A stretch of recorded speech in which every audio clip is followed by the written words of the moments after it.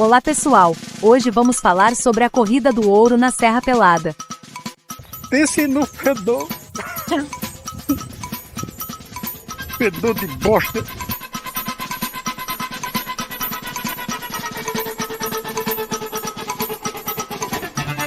Localizada no sudeste do Pará, foi um dos maiores garimpos a céu aberto do mundo. Recebeu esse nome devido à ausência de vegetação nas colinas. Tudo começou no final da década de 70 nas terras de um agricultor chamado Genésio Ferreira da Silva. Segundo seu filho, quem encontrou as primeiras pepitas foi uma menina que tinha ido buscar água no rio e avistou as pedras diferentes. Seu Genésio levou as pedras para análise e se confirmou então que se tratava de ouro. Eu sou rica! Eu sou rica! E como no interior a fofoca corre solta, logo todo mundo já ficou sabendo que tinha ouro naquela região. Começou a aparecer gente de tudo que era lugar, especialmente do Nordeste, alguns deixando suas famílias para trás, com o sonho de se tornarem ricos. Cadê o boi? Cadê a vaca? Os caras eram mais magros que o seu Madruga e trabalhavam no garimpo, só usando um shortinho cobertos de lama. Que é mesmo? Poucos tinham máquinas, tinha muito picareta.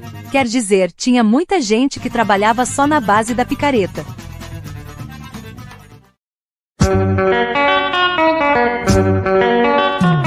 A Vale do Rio Doce, que pertencia ao governo na época, era a detentora dos direitos sobre a mineração, mas teve que largar de mão com essa multidão toda que apareceu em busca de ouro. Posteriormente ela foi indenizada devido à perda dessa área. Mas como malandro é malandro e mané é mané. Entre os garimpeiros, eles vendiam partes do morro, que apelidaram de barrancos, para que pudessem ser garimpados. Então mesmo antes de começar a garimpar, já tinha gente ganhando um troco. E apesar de parecer uma loucura total, tinha uma certa organização. A estrutura funcionava assim. O garimpeiro comprava o barranco e geralmente se trabalhava em grupos de 10 a 15 pessoas, desempenhando diferentes funções. Sob a supervisão do dono do barranco, o meia-praça era o que liderava o grupo de trabalhadores. Ele que determinava onde escavar e recebia uma pequena comissão pelo ouro encontrado. Depois vinham os candangos. Os cavadores tinham a função de martelar as rochas atrás das pepitas, apesar de depender muito da sorte. Quando se encontrava mais de 1 quilograma de ouro, se usava a expressão bamburrar. E tinha os formigas que escavavam o solo, enchiam um saco com aproximadamente 35 quilogramas de melechete, que nada mais é que uma meleca de barro, amarravam na cabeça e subiam e desciam as escadas improvisadas para fazer descarte dessa terra. Seu pagamento era proporcional ao peso carregado. Um detalhe, essas escadas que eles subiam eram chamadas de adeus mamãe. O cara que caía de uma dessas dificilmente sobrevivia. Aliás, era muito comum a ocorrência de acidentes dentro do garimpo, muitas vezes com vítimas fatais. O apontador era o encarregado de anotar o número de sacos retirados pelos formigas. Os apuradores escorriam a terra por uma calha coberta de mercúrio líquido. Uma liga era formada pela união da substância com o ouro, que era levada para a bateia para separar a liga da terra. Após isso, o restante era esquentado para evaporar o mercúrio e sobrar somente o ouro. Bateia, para quem não sabe, serve para separar as pedras preciosas das demais. Ah, agora eu entendi! Segurança do trabalho nem pensar, as condições eram precárias. Dentro da cava, o espaço era apertado e os trabalhadores se amontoavam, o que levou a Serra Pelada a ser conhecida como formigueiro humano. Os garimpeiros acordavam 4 horas da madrugada. Nossa! E trabalhavam até as 8 horas da noite. A comida era básica, geralmente consistindo apenas de carne com farinha. Eles guardavam suas coisas em sacolas de pano e muitos dormiam em galpões lotados, usando apenas redes. O Morro da Serra Pelada, originalmente tinha cerca de 150 metros de altura. Os caras não só acabaram com o morro, tirando de saquinho em saquinho, como também fizeram uma cratera de 200 metros. Para vocês terem uma ideia, essa cratera é o equivalente a 2 Maracanãs. Durante o período de 1980 a 1992, a Serra Pelada atraiu mais de 100 mil pessoas, e em uma década foi extraído mais de 40 toneladas de ouro. E devido a toda essa movimentação de garimpeiros, a Serra Pelada acabou se tornando um distrito, que movimentava o comércio, hospedarias, restaurantes, enfermaria, botecos, bordéis e que faziam suas próprias leis. A Lei da Bala. Misteriosos casos de assassinato e desaparecimentos eram frequentes. Para as coisas não saírem fora do controle, o governo, que naquela época vivia sob o regime da ditadura militar, enviou para a Serra Pelada o Rambo, programado para matar. Enviou para a Serra Pelada o Major Curió.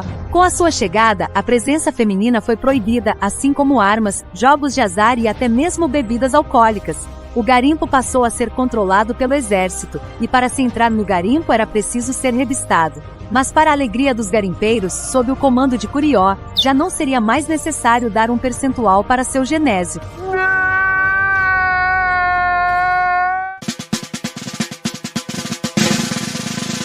Cê é o bichão mesmo, hein, doido? Tá, mas depois de pegar o ouro, pra onde ele ia? Com o controle do governo federal, na teoria, a venda do ouro deveria ser feita nos guichês da Caixa Econômica Federal. No entanto, como o brasileiro é um bom malandro, havia uma série de denúncias de desvio de ouro nesse processo. No final de 1981, o garimpo atingiu o lençol freático, não sendo mais possível retirar ouro com os recursos daquela época. Entretanto, a Vale do Rio Doce contratou uma empresa de terraplanagem, colocando bombas no fundo, e em maio de 1982 o garimpo foi reaberto, com a boiada sendo solta novamente.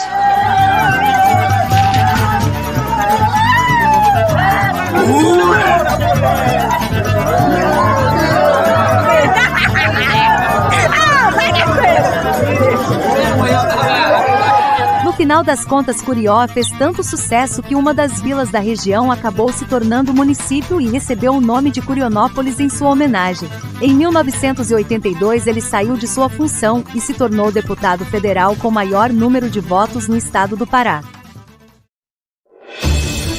Em 1984, a produção de ouro começou a despencar e os garimpeiros atingiram a profundidade de 200 metros na cava, impossibilitando a atividade manual. Com a ajuda do Major Curió, os garimpeiros criaram a Comigás, Cooperativa de Mineração dos Garimpeiros de Serra Pelada, que porém, desde a sua criação, viveu mergulhada em disputas por poder, denúncias de corrupção, além de dívidas milionárias. Com a queda da produção de ouro, em 28 de dezembro de 1987, os garimpeiros bloquearam a ponte rodo-ferroviária sobre o rio Tocantins. Eles exigiam que o governo melhorasse as condições do garimpo. Com a intervenção da Polícia Militar do Pará para desobstruir a ponte, ocorreram oficialmente 10 mortes, mas o pessoal do garimpo diz que mais de 70 garimpeiros seguem desaparecidos. A partir daí, a produção de ouro começou a declinar e nunca mais atingiu seus níveis anteriores. O fim da exploração em Serra Pelada ocorreu em 1992, após a ordem de fechamento e retirada das máquinas de drenagem pelo presidente Fernando Collor de Mello. Foi assim que a água das chuvas e do lençol freático começou a encher a cratera deixada pelos garimpeiros. Estudos geológicos estimam a existência de 20 a 50 toneladas de ouro ainda submersas sob o lago. Nossa! Em 2007, a companhia canadense Colossus Minerals firmou um acordo com a Comigás. A empresa começou a fazer pagamentos mensais para a cooperativa, mas a maior parte desse dinheiro desapareceu. Em 2014, devido a dificuldades financeiras, a empresa fechou seu capital na bolsa e demitiu os funcionários empregados no Brasil, e em 2016 deu baixa definitiva no seu CNPJ. A atividade do garimpo resultou na poluição das fontes de água e solo, a contaminação por mercúrio, modificação do relevo local, entre outros danos. Cerca de 6.000 pessoas permaneceram na área, aguardando indenizações do governo pela interrupção das atividades. Isso é uma vergonha. E por incrível que pareça, alguns ainda continuam cavando buracos igual tatu em busca de ouro. A maioria vive sozinho e em condições de extrema pobreza. Dentre os que enriqueceram, poucos souberam administrar. A maioria torrou todo o dinheiro com bebidas, festas, extravagâncias e com flores da noite na Boate Azul. Alguns deles não voltaram para suas famílias por vergonha, outros porque formaram uma nova família em Serra Pelada. e tem aqueles que nunca vão voltar, pois ainda tem a esperança de bamburrar.